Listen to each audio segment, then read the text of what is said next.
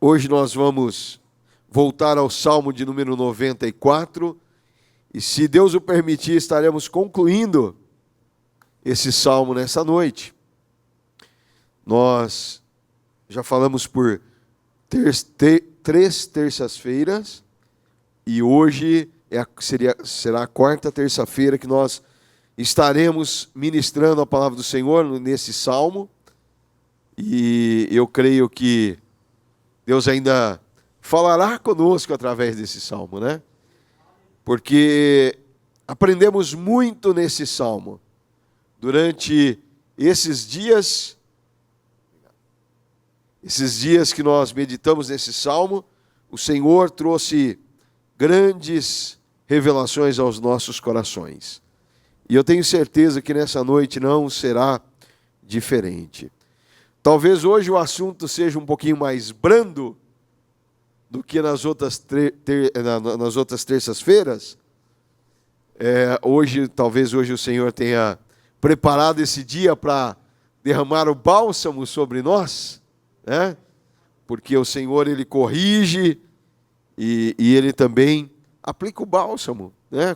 Depois de aplicar a correção. Ainda terá algumas coisas, ainda que nós veremos aqui nesse salmo ainda meio pesado, né? Porque o Senhor corrige, e é isso que nós vamos falar nessa noite, sobre a correção também.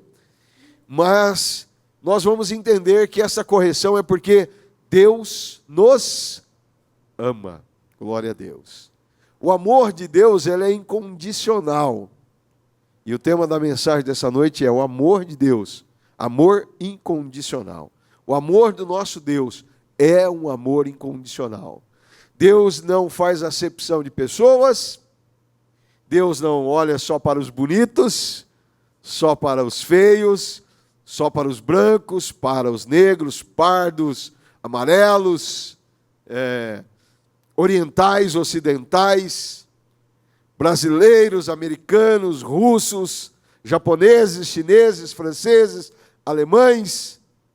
Deus olha com amor incondicional a todos os seres humanos. E eu vou falar mais uma coisa, talvez você não goste. Deus ama o teu inimigo da mesma maneira que ama você. Oh, glória a Deus! Deus ama o teu inimigo do mesmo tanto que Ele nos ama. Olha, irmãos, que coisa. Entender esse amor é complicado. Compreender este amor aos olhos naturais, impossível. Impossível. Deus ama também aquele camarada que pratica só o mal. Deus o ama também. Deus o ama. Mesmo que só pratique o mal, Deus o ama. E está pronto a perdoá-lo desde que ele deseje. Então nós vamos ver sobre esse amor incondicional. Verso de número 12. Como é feliz o homem a quem disciplinas. Senhor, aquele a quem ensinas a tua lei. Como é feliz o homem a quem disciplina. Entender uma disciplina, irmão, uma correção, não é fácil. Ninguém gosta de ser corrigido. Por mais que teu filho te ame, na hora que você vai aplicar uma correção, ele faz cara feia, ele fica bravo, ele quer fugir da correção. Não é assim? Eu era assim quando eu era menino. Nossa, quando eu tinha que ser corrigido, meu Deus, né? Eu não queria ser corrigido. Quantos não fogem da correção? Uns escondem atrás da mãe, outros escondem atrás do pai, outros atrás dos avós, tudo evitando a correção. As pessoas tendem a fugir da correção, mas a correção, ela produz algo bom. Eu imagino se eu não tivesse sido corrigido quando eu era menino, se não tivesse a minha avó para me corrigir, porque minha avó não corrigia, mas se eu não tivesse uma avó dura que me corrigia, meu Deus, que me corrigisse, né? E foi bom? Foi a salvação, né? A correção é a salvação. Se imagine só, irmão, se levando a correção, a gente é esse ser que nós somos, imagine sem a correção, né? Então, graças a Deus que Deus nos corrige. E entender os desígnios de Deus é incompreensível aos olhos dos homens naturais. Nos versos anteriores que nós vimos, nós observamos que aqueles homens que estavam na liderança, que eram juízes, que estavam ali para defender a causa do órfão, da viúva, do estrangeiro, eles faziam o oposto. Eles eram inescrupulosos, eles não ouviam a necessidade daqueles homens, mas Deus, pelo seu amor, não queria simplesmente destruir estes homens que estavam à frente da nação. Deus, pelo seu amor, chama eles para uma correção. Deus corrige todos os seus filhos, todos aqueles que Ele tem por filhos. Então, o amor de Deus, Ele chega também àqueles homens que eram juízes que estavam julgando de forma errada. Às vezes nós não queremos que Deus ame o nosso inimigo. Às vezes nós queremos fazer aquela oração mesmo de, né, Deus mata, acaba, né? Ó Deus, até quando, Deus? Mas Deus está querendo salvar, Deus está querendo derramar o seu amor sobre aquela pessoa. E Deus está trabalhando no oculto. Nós precisamos de entender que o Espírito Santo, Ele trabalha de uma maneira que nós não compreendemos. Aos olhos humanos, irmãos, nós não entendemos nada. Nada. Mas se Jesus tivesse dado ouvido aos discípulos, Senhor, vamos destruir a cidade de Samaria. Os samaritanos ali não nos receberam. Né? Deus, não morre na cruz, foi o que Pedro disse. Olha, irmão, se Deus trabalhasse do jeito que nós queremos trabalhar, para os discípulos era fácil. Vamos, Senhor, pedir para que Deus destrua a cidade de Samaria. Mas o amor de Deus estava sendo derramado sobre os samaritanos. Mesmo que os discípulos não entendessem, Deus amava aquele povo e queria salvá-los. E Deus escolhe uma mulher, a pior da sociedade.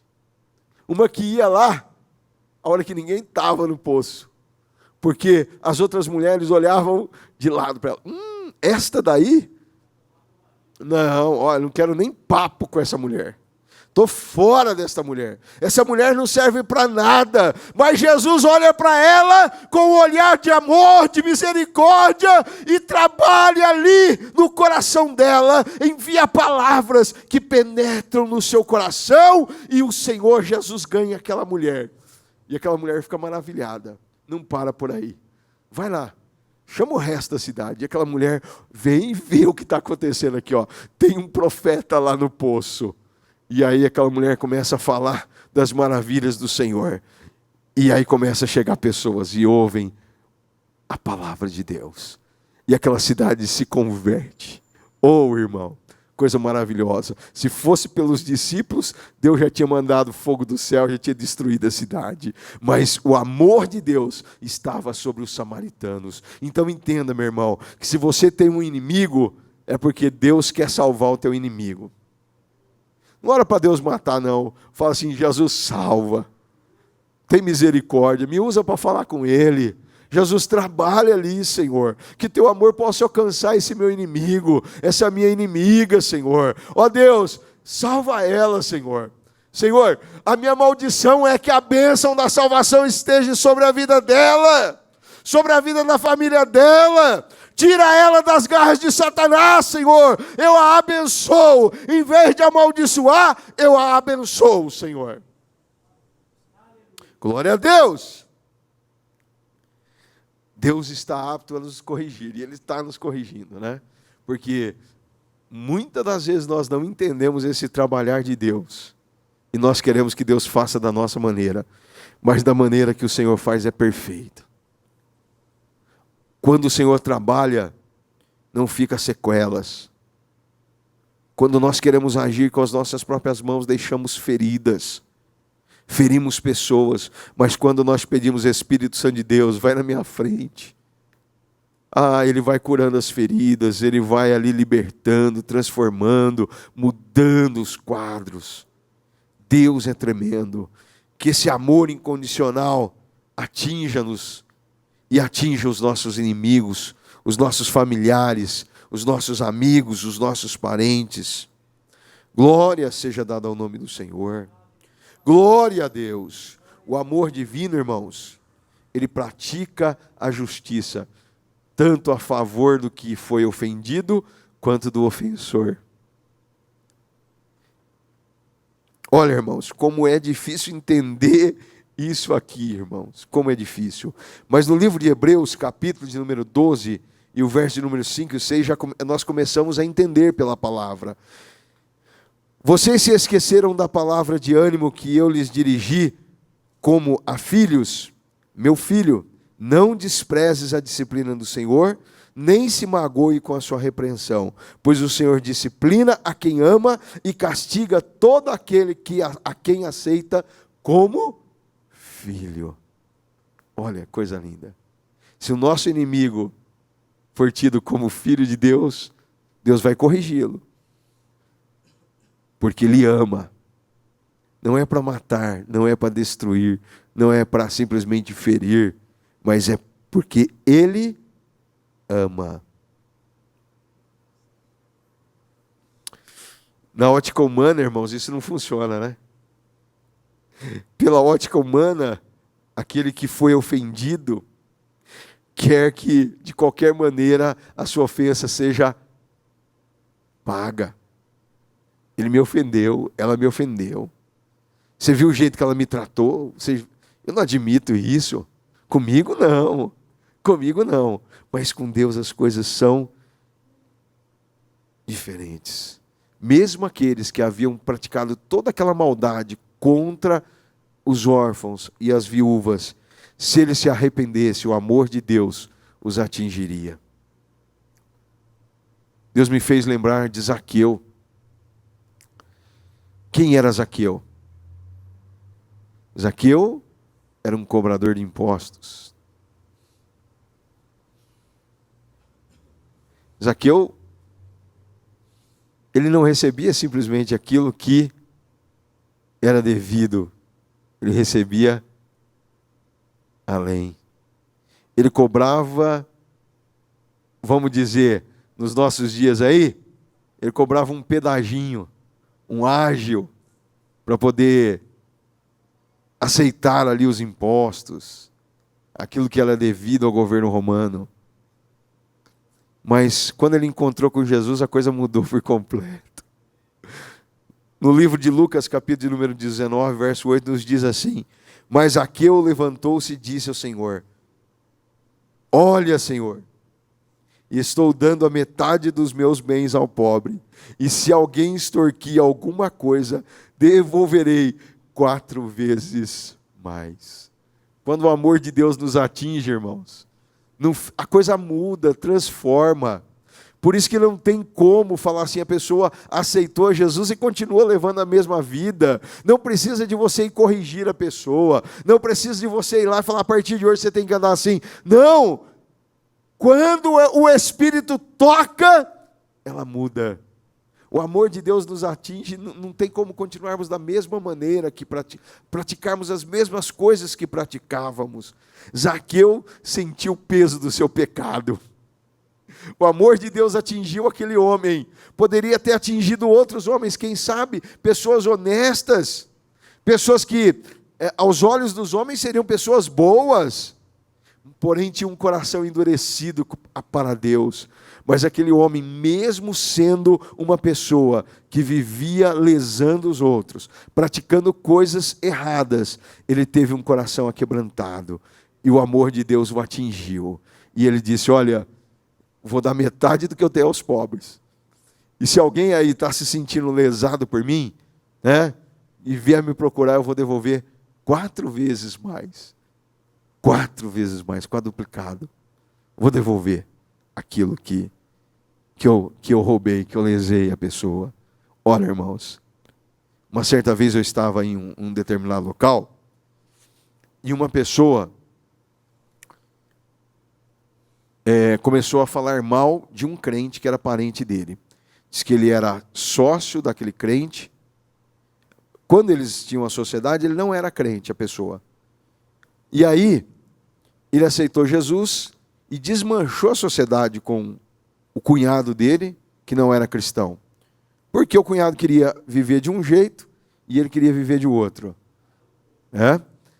E aí, ele falando naquele determinado ambiente, falando mal do cunhado dele cristão. Eu tenho uma certa intimidade com essa pessoa, eu peguei e falei para ele, quanto tempo faz que o seu cunhado é evangélico? Já deve fazer 1 ou 2 anos agora que ele virou evangélico, que nós desmanchamos a sociedade. Falei, certo. Então você está me dizendo que ele te lesou na hora que desmanchar a sociedade? Foi, ele falou que era tanto que a gente estava faturando, ele cuidava das finanças. Eu falei, olha, eu tenho certeza que se ele recebeu Jesus no coração, ele vai te procurar e ele vai devolver aquilo que ele lesou você. Se é que ele te lesou. Mas como assim? Eu falei, ninguém que encontra Deus vive da mesma maneira que vivia. Aí, você está ficando louco, Wesley? Não sei o que. Eu falei, não, eu conheço Deus a quem eu sirvo. A pessoa não vai se sentir bem e vai te procurar. Não, até hoje não aconteceu isso. Eu converso quase que semanalmente com essa pessoa, ainda não aconteceu. Mas eu tenho certeza que se ele lesou aquela pessoa realmente, conforme ela diz, ela ainda irá procurá-la. O Espírito Santo de Deus ainda irá tocá-la. Porque não existe, não tem como. A gente fica incomodado. O Espírito Santo de Deus, ele trabalha do jeito... Não precisa de ninguém vir falar nada para a gente. O Espírito Santo nos incomoda. Ele nos incomoda. E temos que acertar as coisas do passado. Não fica esquecido. Versículo de número 13. Nos diz assim, tranquilo enfrentará os dias maus, enquanto que para os ímpios uma cova se abrirá. Irmãos, tranquilo enfrentará os dias maus. Eu fiquei imaginando Jó passando pelos dias maus. Eu não achei assim, a não ser o nosso próprio Senhor Jesus Cristo, ao ponto de morrer pelos nossos pecados, mas um homem como Jó. Porque passaram o que ele passou.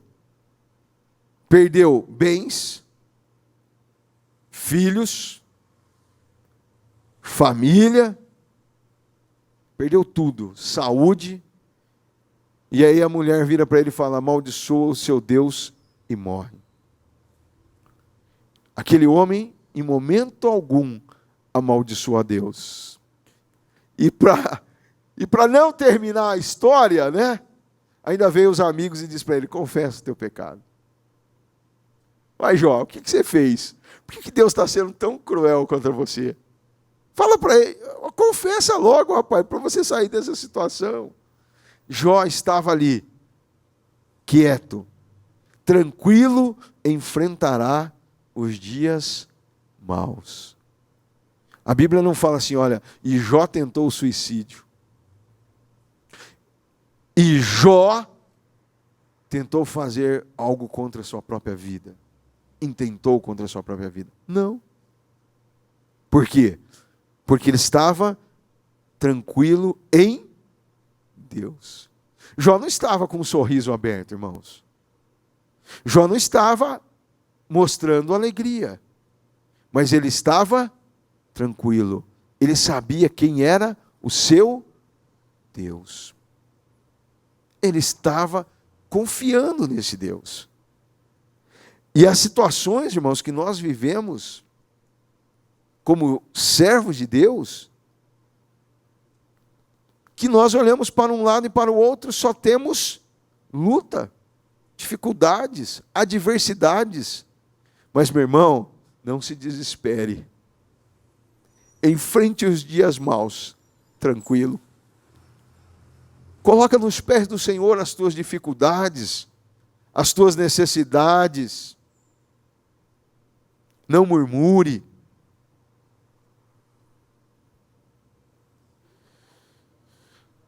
Ela vem pela manhã Isaías, o profeta Isaías, no capítulo 7, verso de número 4, nos diz assim: diga a ele, tenha cuidado, acalme-se e não tenha medo, que o seu coração não se desanime por causa do furor desses restos de lenha fumegantes. Rezim, a Síria e o filho de Remalias. Olha só, irmãos, acalme-se e não tenha medo. Haviam exércitos contra o rei de Samaria. Não era um rei exemplar, não, irmãos. Mas Deus tem um cuidado do seu povo, Ele tem um compromisso com o seu povo. Ele manda o profeta dizer para ele: olha, acalme-se, não tenha medo. Deus compara aqueles exércitos como o quê? Como lenha fumegantes. Lenha. Meu irmão, qual o tamanho do teu problema? Nós já ouvimos muitas vezes isso. Diga para o teu problema: olha o tamanho do meu Deus. Porque o nosso Deus, irmãos, nos faz enfrentar os dias maus com tranquilidade. E Ele sempre nos diz: filho, eu estou contigo. Irmão, você nunca está sozinho. Mesmo naquela noite que você está na tua casa só, e você deita no teu quarto e começa a chorar, e acha que não tem ninguém que está te vendo, ninguém que está com você, Deus está ao seu lado. O Senhor nunca desampara-nos. Mesmo quando achamos que tudo está perdido, Deus está conosco. Nós só precisamos de passar com tranquilidade.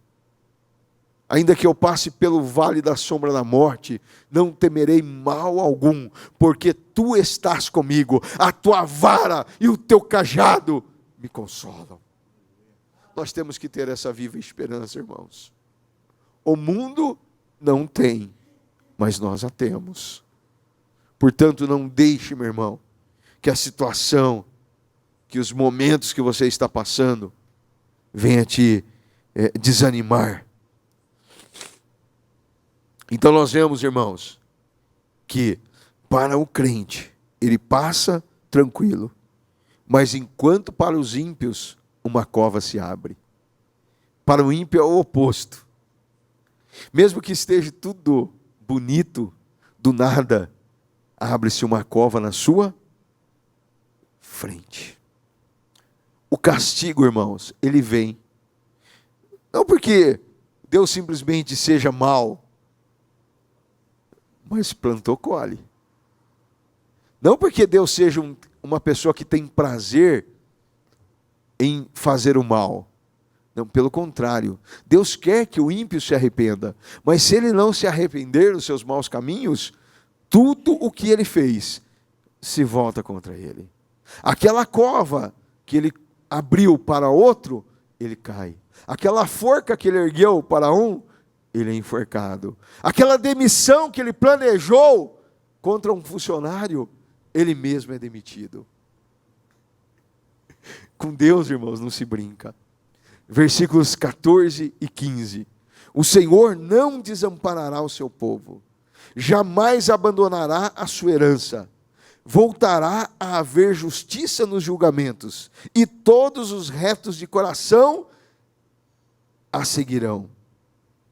Mais uma vez nós vemos aqui a figura de Deus como um juiz, que não desampara o seu povo, nem a sua herança, e voltará a haver justiça. Lembra que nós estudamos nos versículos anteriores? Havia justiça em Israel? Não havia. A justiça havia sido extinta por Deus? Não, pelos homens, porque as leis estavam lá, mas os homens não as executavam. Aqueles que deveriam promover a justiça faziam o contrário. Porém, agora diz assim, olha, vai tornar a haver julgamentos, e todos os retos a seguirão. Por quê? Aquele que é justo, irmãos, tem prazer em fazer a justiça. O que gosta da verdade, ele ama a verdade, ele não quer brechas para a verdade, ele quer seguir a verdade. Então, estes seguirão. Irmãos, Quando um homem vai fazer uma petição, quando um advogado vai fazer uma petição aqui na terra, ele precisa descrever bem ali os fatos, fundamentar nas leis esses fatos, para que o juiz possa ler aquela petição. É assim, irmão Douglas? É isso, estou certo? E aí o juiz, tendo tudo aquilo em mão, provavelmente ele vai fazer justiça. Provavelmente. Mas quando nós fazemos uma petição diante de Deus, irmãos, nós não precisamos de fazer uma oração bem elaborada, nem procurar palavras no dicionário para tocar o coração de Deus. Não precisamos falar o português correto.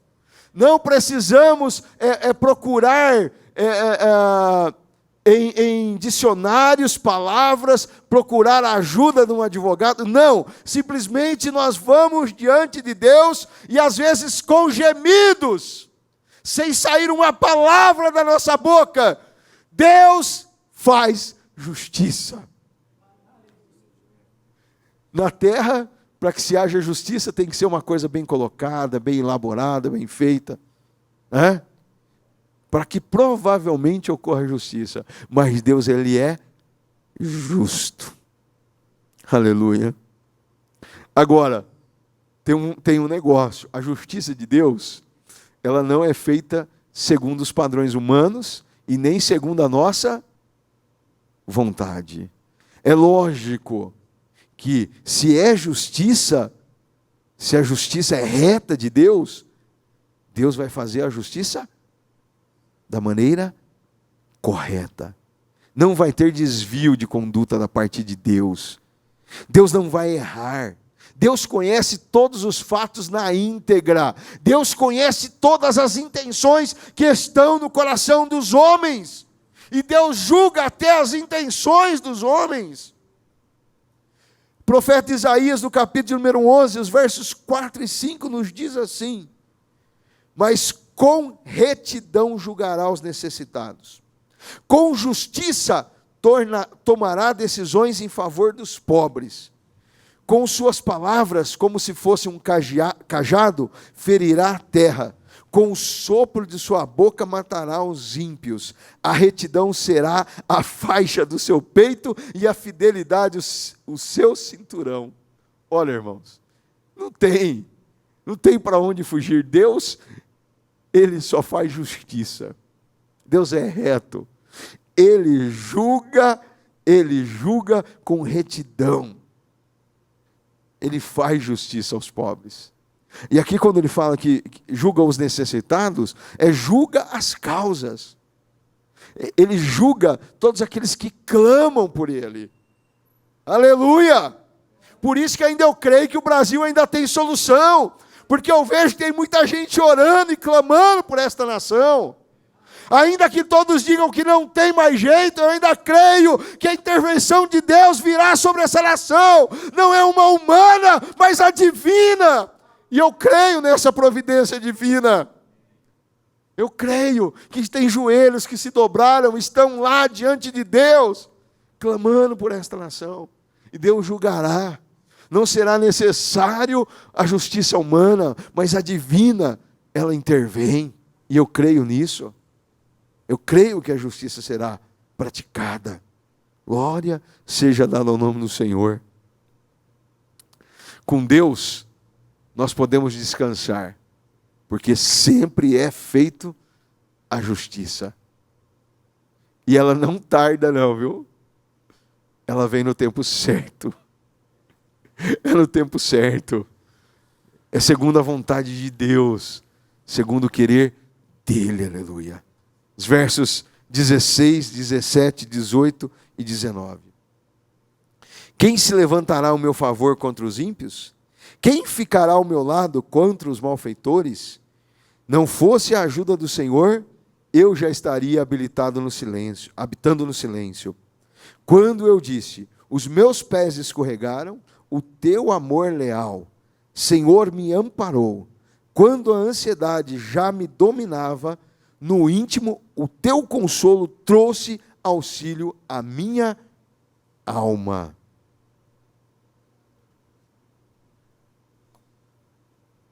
Queridos, o apóstolo Paulo passou por esse momento aqui. Quem se levantará ao meu favor contra os ímpios? Quem ficará ao meu lado contra os malfeitores? O apóstolo Paulo, ele conta, a palavra de Deus nos dá o relato em 2 Timóteo 4:17, depois nós vamos ler. Paulo, ele foi preso lá em Roma, os irmãos conhecem bem a história, falaram para ele, não vá, Paulo, porque você vai ser preso e tal, né? O dono de quem é esse cinto vai ficar preso lá em Jerusalém, né?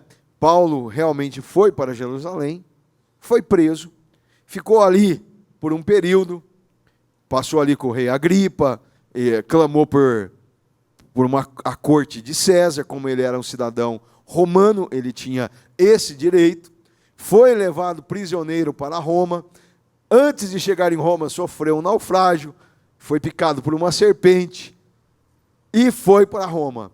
Antes do seu julgamento, ele alugou uma casa, ficou em prisão domiciliar, depois é levado a julgamento.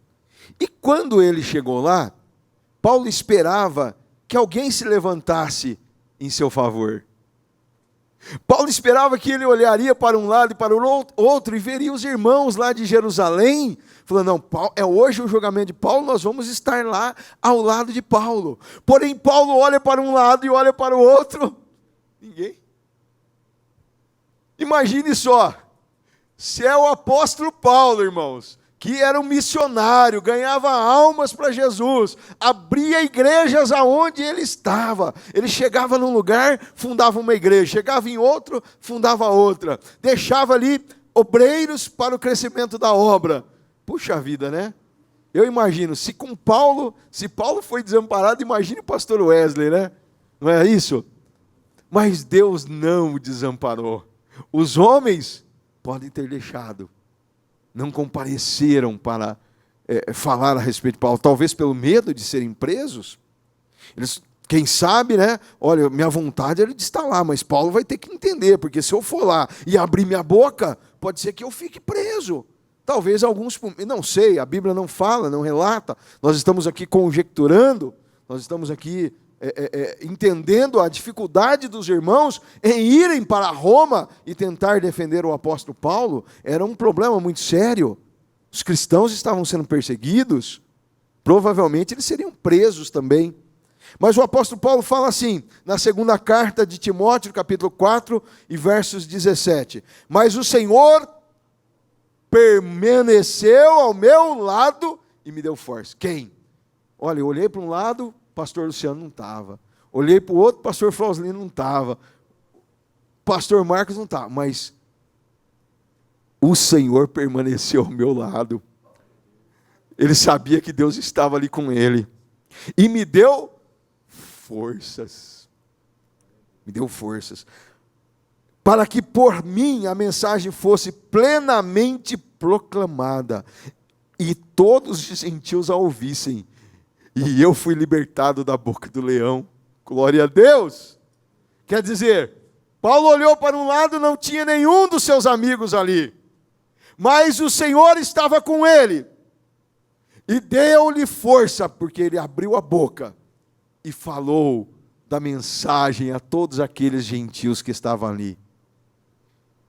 E aí quando perguntaram, cadê os teus acusadores? Cadê os acusadores? Lá de Jerusalém também deveria ter saído uma caravana de acusadores. Segundo a lei romana, aqueles acusadores deveriam ter saído de Jerusalém e ter ido lá também a Roma. Só que quando perguntam, cadê os acusadores de Paulo? Também não tinha nenhum. Não tinha ninguém. Estavam lá as acusações escritas, mas não tinha nenhum dos acusadores de Paulo naquele momento. E aí o que o imperador teve que fazer? Solta esse homem aí. Solta esse homem. Não tinha ninguém para defendê-lo, mas Deus estava ao seu lado. Meu irmão, Deus está ao lado daqueles que temem ao Senhor. Não importa a circunstância que nós estivermos passando. Você pode olhar, meu irmão, você pode até achar que está sozinho, mas você não está só. E tem uma coisa, ainda Deus te dá forças. Deus te dá forças. Você já passou por um momento desse? Que você achava que não tinha condições, mas o Senhor te deu forças, porque Deus estava com você. Olha, irmãos, quem sabe se algum daqueles irmãos lá de Jerusalém tivesse ido para lá, falado algo favorável a Paulo, teria estragado tudo. Teria estragado tudo. Mas, irmãos, o próprio Senhor concedeu um habeas corpus a Paulo naquele momento. Não precisou de um advogado. Vou redigir aqui seu habeas corpus. É isso, irmão Douglas? Vou redigir o seu habeas corpus. Não, Paulo. Deus fechou a boca do leão. O próprio Senhor. E Paulo foi solto. E Paulo pôde então escrever as suas cartas pastorais. Pôde ainda fazer algumas viagens ainda que na Europa ali. Não saiu mais da Europa. Mas depois Paulo é preso novamente. E aí sim ele é morto. Mas naquele exato momento, nesse dado momento em que ele escreve estas palavras para nós, ele é liberto. Ele teve que ser solto. Não tinha acusação real contra ele. E ele ainda pregou o evangelho. E ainda, segundo o que nós sabemos, Paulo ganhou muitas pessoas para o reino de Deus. Quem se levantará ao meu favor contra os ímpios? Quem ficará ao meu lado contra os malfeitores? Meu irmão, não espere que um homem se levante para te defender, mas espere sempre em Deus. Eu já tive essa experiência, irmãos, de falar assim, nós já vamos encerrar, de falar, olha, eu estou na razão, e eu vou lá e vou falar. E o Senhor falar para mim, você não vai falar nada, eu te defendo. Eu fechei a minha boca e o Senhor me deu vitória. E hoje eu estou aqui pela misericórdia de Deus, porque o Senhor me deu vitória. Eu não precisei de me defender para ninguém, mas eu tenho certeza que o Senhor fez a minha defesa. E é Ele que te defende, é Ele que te guarda, é Ele que te dá força, meu irmão. Confie nesse Deus, espere nesse Deus. Versículos 20 a 23, para nós concluirmos. Poderá um trono corrupto estar em aliança contigo? Um trono que faz injustiças em nome da lei? Eles pelejam contra a vida dos justos e condenam os inocentes à morte. Mas o Senhor é a minha torre segura. O meu Deus é a rocha em quem encontro refúgio. Fará cair sobre ele os seus crimes e os destruirá por causa dos seus pecados. O Senhor nosso Deus os destruirá. Agora, por fim, irmãos, nós chegamos aqui aos versículos que nós podemos comparar com o versículo de número 1. O que fala lá no primeiro, irmãos? Deus o quê? Deus vingador. Até quando? Aqui, irmãos, nós nos deparamos a isso. Depois de Deus ter demonstrado o seu amor, dado as oportunidades aos ímpios para se converterem, e eles não mudaram as suas condutas, aí sim, será que Deus tem aliança com corruptos? Será que Deus faz aliança com pessoas malfeitoras? Será que Deus faz aliança com mentirosos? Será que Deus faz aliança com adúlteros? Será que Deus faz alianças com pessoas que não amam o próximo? Não. Deus não faz aliança. Agora sim, Deus fará cair sobre ele os seus crimes. Vocês lembram lá no Salmo 50? Salmo 50, o Senhor nos disse assim, a palavra do Senhor que foi ministrada aqui aos nossos corações alguns anos atrás. Alguns dos irmãos provavelmente vão se lembrar. Pensa que eu sou como você? Deus perguntando para o ímpio, você acha que eu sou como você? Não. Pensa que eu não sei? Você achou que eu não estava vendo nada? Não, Deus estava vendo. E fará cair sobre eles os seus crimes. João 12, 48, perdão. 12 e versículos 47, 48 nos diz assim: se alguém ouve as minhas palavras e não as guardo, eu não o julgo. Pois não vim para julgar o mundo, mas para salvá-lo. Isso aqui é o amor de Deus. Eu não julgo. Há um juiz para quem me rejeita e não aceita as minhas palavras. A própria palavra que proferi o condenará no último dia. Ou seja, Jesus derramou o seu amor a todos os seres humanos. Porém, aqueles que persistem, resistem ao amor de Deus e preferem andar cometendo crimes, cometendo injustiça, praticando pecado, a própria palavra do Senhor os condenará, porque Ele é um juiz reto. Se alguém ouve as minhas palavras e não as guarda, eu não julgo, porque eu não vim para julgar. Quer dizer, primeiro Jesus veio com o intuito de salvar. Agora, Ele deu a oportunidade, derramou o seu sangue na cruz. Agora, se as pessoas persistem no mal, a própria palavra do Senhor virá contra ele. Hoje as palavras do Senhor estão ecoando. Vinde a mim, vós todos os que estáis cansados e oprimidos, e eu vos aliviarei. Se alguém tem fome, se alguém tem sede, vem a mim.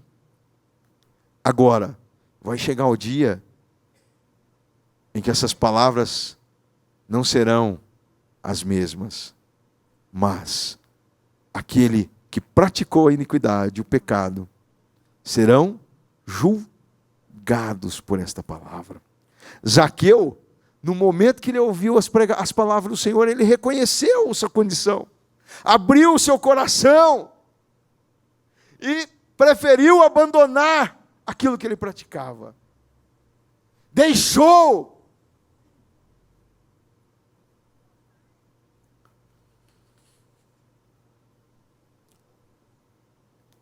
Mas aqueles que não ouvem a palavra do Senhor e a rejeitam, serão julgados por ela. Porém os justos dirão, olha o versículo 22, mas o Senhor é a minha torre segura, o meu Deus é a minha rocha, em quem me encontro refúgio.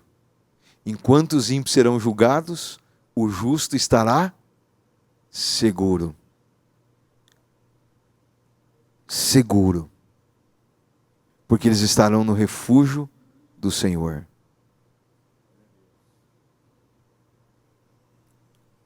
Aquele que habita no esconderijo do Altíssimo, à sombra do Onipotente, descansará. O justo descansará no Senhor. Para o ímpio, irmão, resta a própria condenação. E aí alguém pode dizer, mas Deus é injusto.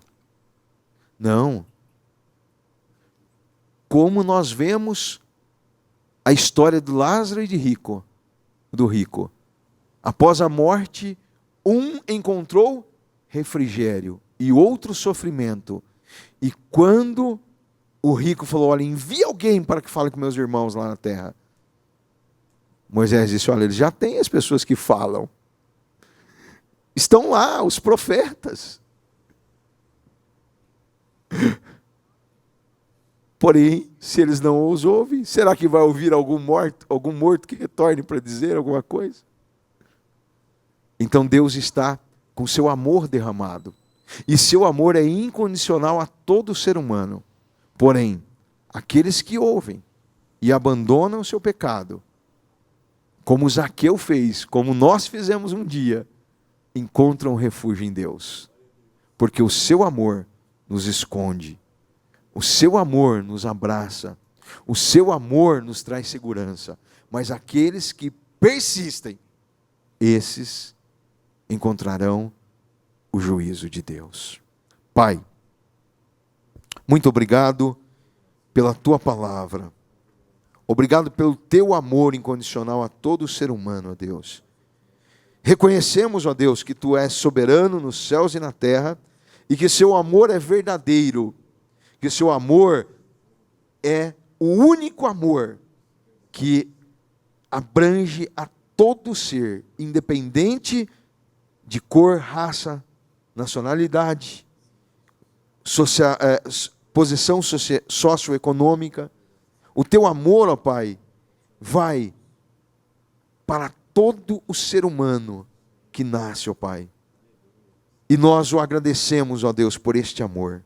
Nós te louvamos, Senhor, porque este amor atingiu as nossas vidas. E agora, Senhor, clamamos, Senhor, por aqueles que ainda ouvirão a Tua palavra, que eles possam ter um coração quebrantado, Senhor, pelo Teu Espírito, e que eles possam, meu Deus, receber, ó Deus, o Teu amor, que eles possam, meu Deus, reconhecer a situação que eles vivem, a situação muitas das vezes em que oprimem os outros, enganam, vivem, Senhor, no mundo de mentiras, e que eles possam fazer como Zaqueu, ó Pai. Que nós possamos também, ó Pai, ter esse coração como de Zaqueu, reconhecer as nossas falhas, reconhecer os nossos pecados, e, ó Deus, ir direto aos Teus pés, clamar por misericórdia, pelo Teu perdão, ó Pai. Ajuda-nos, ó Deus, em nossa caminhada, Senhor. Ajuda-nos, ó Deus, a permanecermos, ó Pai, íntegros, Senhor, numa sociedade corrompida, assim como Daniel fez, como o Senhor, José permaneceu ali, Senhor, naquela nação, íntegro, ó Deus, no meio, Senhor, de tantas dificuldades, e não era porque ele era próspero, ó Deus, não era porque as coisas aconteciam tudo de forma correta que ele se mantinha íntegro, ó Pai. Ele se mantinha íntegro porque sabia que Tu és um Deus que governa céus e terra. E nós, Senhor, Te louvamos, Senhor. Não é porque o Senhor tem nos dado, Senhor, tantas coisas, mas nós Te louvamos porque o Senhor é Deus, ó Pai. E queremos, ó Deus, em todos os dias da nossa vida, permanecermos fiéis a Ti. E pedimos, Senhor, ajuda-nos a permanecermos fiéis, ó Pai. Que nós não venhamos vacilar, ó Pai, nem os nossos joelhos, ó Pai, escorregarem, ó Deus, e nós venhamos, Senhor, sair da Tua presença, mas que nós possamos estar estruturados em Ti, ó Pai, seguros pelas Tuas mãos, ó Pai, e que nós possamos alcançar os céus, ó Pai. Ó Deus, eu sei que nesse momento tem pessoas que estão precisando de justiça, Pai. Oramos, ó Deus, conforme a oração desse Teu filho, ó Pai. Desse salmista, meu Deus, que disse, julga, Senhor. Nós queremos, Senhor, Te pedir que o Senhor possa julgar as nossas causas, ó Pai. Não segundo aquilo que nós pensamos, nem projetamos, mas nós entregamos nas Tuas mãos, ó Pai. Nós colocamos diante de Ti as nossas petições, ó Pai. Embora simples e embora muitas vezes nós não saibamos nem como pedir, ó Pai. Mas clamamos, Espírito Santo de Deus, as leva diante o trono do Pai. Que elas possam ser julgadas, Senhor. E que no tempo Teu, ó Pai, nós vejamos, ó Pai, a Tua glória. Nós vejamos, ó Pai, aquilo que o Senhor realizará. Não porque merecemos, mas porque clamamos a Ti, ó Pai. E Tu és um Deus que ouve. Nós, Senhor, sabemos disso e colocamos diante de Ti as nossas petições e Te agradecemos pela Tua resposta, embora muitas das vezes não seja a que nós queríamos, mas é aquela que agrada, Senhor, a Ti, ó Pai. Nós queremos estar dentro da Tua vontade, porque o Senhor é soberano e o Senhor governa as nossas vidas. Diante de Ti colocamos essas petições. Aqueles que precisam, Senhor, de uma causa, Senhor, na justiça humana, que essa causa possa ser, ó Pai, feita, meu Deus, que ela possa ser feita a justiça para louvor e adoração do Teu nome, ó Pai. Aqueles, ó Deus, que têm uma causa que, Senhor, não foi nem para a mão da justiça, mas está na mão de um outro homem, ó Pai. Está na mão de um patrão, está na mão de um parente, na mão de um amigo. Senhor, que o Senhor possa fazer a justiça pelos Teus filhos, ó Pai. Aqueles que estão, meu Deus, muitas das vezes abrindo mão de algo que era dele, porque, ó Deus, não querem uma briga em família, não querem, Senhor, uma discussão familiar. Abençoa esse Teu filho, essa Tua filha, que crê na Tua justiça, que eles possam receber do alto a resposta, meu Pai. Cuida dos Teus filhos, ó Pai. A Tua igreja, meu Deus, que tem clamado pela justiça, Senhor, aqui no Brasil, ó Pai. Que tem clamado, Senhor, pela justiça social, que tem colocado diante de Ti, ó Pai, que não tem falado mal de A, nem mal de B, mas tem confiado confiada em Ti, ó Pai. Nós clamamos como Tua igreja e te pedimos, Senhor, faça justiça no Brasil, ó Pai. Age por nós, Senhor. Tu sabes como agir. Nós não sabemos, ó Pai, mas nós colocamos, ó Deus, a necessidade do povo brasileiro, da Tua igreja, meu Pai, nas Tuas mãos e dependemos, Senhor, da Tua resposta e clamamos, ó Deus, a Ti, sabendo que do alto virá o nosso socorro, em nome do Senhor. Assim nós oramos e por fé te agradecemos. Amém, Senhor Jesus.